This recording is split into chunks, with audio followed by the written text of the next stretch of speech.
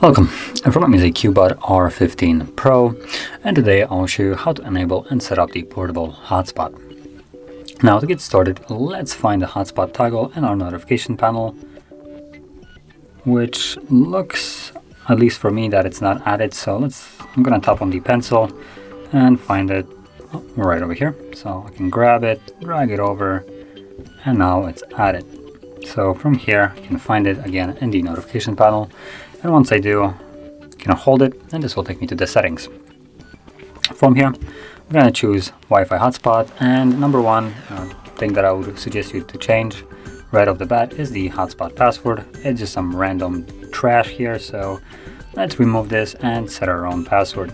Now I'm gonna make it super simple, but you can set it up to be whatever you want. It just needs to have 8 characters in length.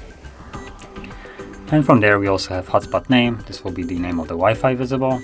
And then in advanced we have things like turn off hotspot automatically when it's not being used. AP band, nice enough here that we can actually have both of them. So you don't actually have to know if your phone supports the 5 GHz AP band or not. So I would choose both of them. Now the benefit of the 5 GHz over the 2.4, the connection with 5 is going to be more stable and faster over the 2.4. It's just a little bit more of an outdated technology, 2.4, or outdated connection. And then also we have maximum number of users that can connect. So you can change that to something more reasonable, like 6. You're not running a server of your phone, let's be honest here. So once you change that, you can simply leave. And now all you need to do to enable your hotspot is simply tap on the toggle. And this will enable the hotspot based on the settings that we have chosen.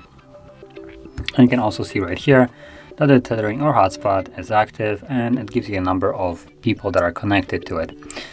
So that is how you would enable it. And from here you can also, once you're done with it, disable it by tapping on it once more, or simply leaving it on and disconnecting your device from it.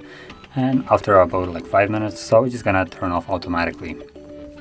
But that being said, this is how you would set it up and use it. And if you found this video helpful, don't forget to hit like, subscribe, and thanks for watching.